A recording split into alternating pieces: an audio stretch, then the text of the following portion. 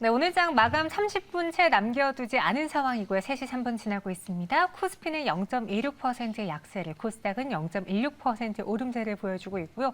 부합권에서 큰 움직임 없이 눈치 보고 있는 양시장입니다. 오늘 이 시장에 대한 분석은 또 차영조 소장, 인성일 고문님과 함께 나눠보도록 할게요. 어서 오세요. 안녕하세요. 네, 안녕하세요. 두 분은 또 오늘도 마감에 살 종목을 골라오셨고 키워드도 선정해 왔는데요. 어떤 키워드인지 먼저 체크해 볼게요.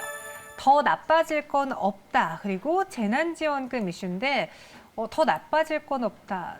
자동차 반도체 이야기인가요? 뭐죠? 5G입니다. 5G요. 오랜만에 5G를 갖고 오셨네요. 예, 지금부터는 이제 많이 올라간 거 따라가기보다는 네. 이제 향후를 보고 네. 실적과 대비해서 안 올라가는 종목 한번 선정해서 골라보려고 생각을 하고 있습니다. 알겠습니다. 또 이런 종목 인설고님 잘 발굴하시니까요. 기대를 해보겠고요. 차영 소장님 오늘 좀 시원해 보이세요. 예, 뭐 오늘 날씨가 더워서 네. 좀 이 웃도리를 좀 벗었습니다. 정말 덥네요. 정말 그쵸. 더운데 어찌됐든 정말 더운데 그 조금 단비처럼 재난지원금이 좀 빨리 나왔으면 그렇게 좋겠습니다. 또 그렇게 연결하시는 거 보니까 역시나 방송쟁이에요.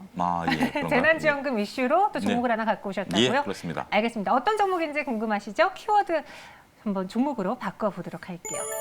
RFHIC와 오셈 임플란트인데 RFHIC부터 이유 들어볼까요? 예, 뭐 5G의 뭐 대장격이다라고 해도 과언이 아닐 정도로 실적이 상당히 좋은 회사인데 네. 거의 6월 중순 이후에 한 달 이전부터 별로 오른 거를 별로 못 본 것 같아요. 한 10% 이상 지금 빠졌는데 최근에 뭐 10% 빠지는 게 큰 수는 아닙니다. 오를 때도 뭐 갑자기 붙으면은 뭐 상한가까지 가는 경우도 많고 빠질 때는 또 급락하는 경우도 많기 때문에 상당히 뭐 그렇게 큰 폭은 아니지만은 상당히 누적적으로 좀 지속적으로 좀 밀리고 있다라는 측면에서 이제는 좀 봐야 되지 않나 생각이 됩니다. 안 좋은 측면, 이 종목의 부정적인 측면 한 3가지 하고요. 또 긍정적으로 볼 수 있는 3가지로 말씀드릴 텐데 첫째는 그 테마성 모멘텀 부재입니다. 5G가 재미가 없지요. 아무래도 우선주, 그러니까 큰 주부터 풀린 다음에 소재나 부품 쪽으로 갈 것 같은데 그런 쪽에서 모멘텀이 제공되지 않고 있다는 것. 그다음에 기관 매도가 지금 지속되고 있다는 것. 거의 한 달 동안에 한 32만 주 기관이 큰 폭은 아닌데 지속적으로 매도를 하고 있는데 상대적으로 외국인은 한 27만 주 한 달 동안 좀 매수를 했어요. 조금씩 계속 걷어들이고 있는 거죠. 최근에 개인의 매수도 어제 그제에서 조금씩 올라오고 있다는 것도 좀 좋게 볼 면이다라고 생각이 되고 그다음에 공매도 쪽이 좀 많습니다. 표적이 됐죠. 한 달 동안 직전 한 달 동안에 한 45만 주가 공매도가 있었어요. 평균 단가가 3만 9천 원 정도인데 현재 가격 대비해서는 좀 높은 편이죠. 매매 비중은 거래 전체 비중이 한 10% 정도를 차지하는 것 같은데 최근 들어서 조금 감소 쪽으로 가고 있다는 것.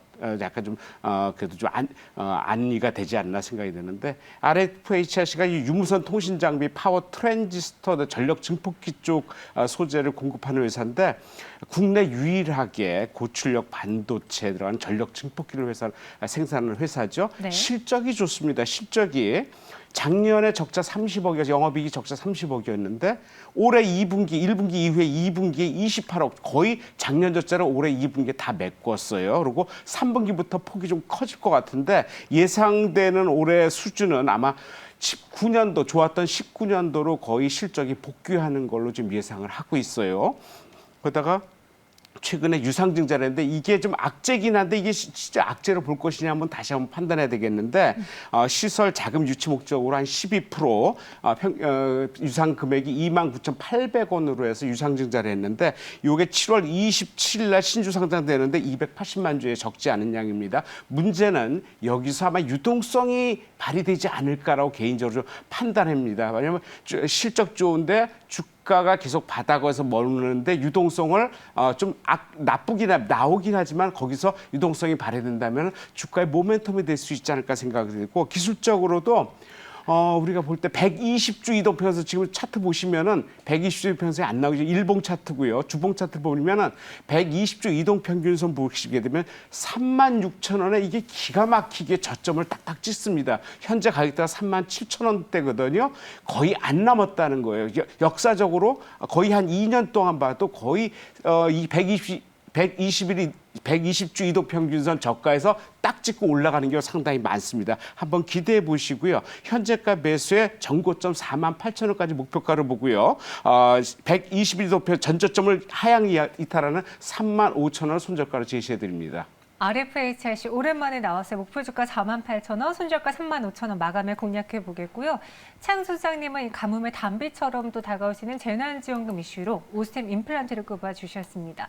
주가도 좀 많이 올랐던 종목 중에 하나잖아요. 예, 그렇습니다. 최근에 우리가 의료기기 업체들 오늘 뭐 휴원스라든지 온스템 임플란트라든지 관련주들이 올라오고 있는데 어제만 하더라도 뭐 휴비치라든지 삼청당 제약 같은 종목들이 올랐습니다. 네. 이런 것들이 대표적으로 재난지원금과 관련이 있다. 무슨 얘기인 거 아니? 우리가 과거 재난지원금을 받았을 때 가장 많이 썼던 비용들이 그동안 우리가 좀 묵혀놨었던 큰 돈들이 들어가는 그런 것이었죠. 안경 교체가 1위였고요. 2위가 이제 치과 치료였습니다. 이런 것들을 감안하게 된다라면 지금 현재 재난지원금이 뭐 25만 원이다, 20만 원이다 뭐 나올 것으로 보여지고 있는데 아무래도 저소득층 중심으로 현재 지금 재난지원금이 나오게 된다라면 정말 그분들에게는 그동안 이제 많이 참아왔었던 것들 꼭 필요한 필수품 같은 경우에 사용이 될 가능성이 높다라고 보는 거죠. 뭐 이런 부분들을 감안하게 된다라면 현재 의료보험까지 되는 그 임플란트를 감안하게 된다면 충분히 사용이 가능한 그런 금액이다라고 말씀을 드릴 수가 있겠습니다. 최근에 우리가 이제 2020년 제가 한번 뭐 말씀을 드렸던 적도 있는데 2020년에는 우리가 뭐 치과 치료라든지 뭐 이런 것들에 대해서 그동안에 조금 참을 수 있었던 기간들이라면 이제는 그런 것들이 시간이 지남에 따라서 참기 힘든 시간까지 도래했다라는 거죠. 임박했다라는 그런 임계점까지 왔다 이런 부분들까지 감안하게 된다라면 지금 우리가 관심 있게 봐야 될 그런 상황이 아니겠는가. 더군다나 오늘 종가 상황에서 그 주가가 강한 양봉을 시현했기 때문에 횡보세를 뚫고 새로운 시세를 형성할 가능성이 높지 않겠는가 그렇게 말씀드릴 수가 있겠습니다.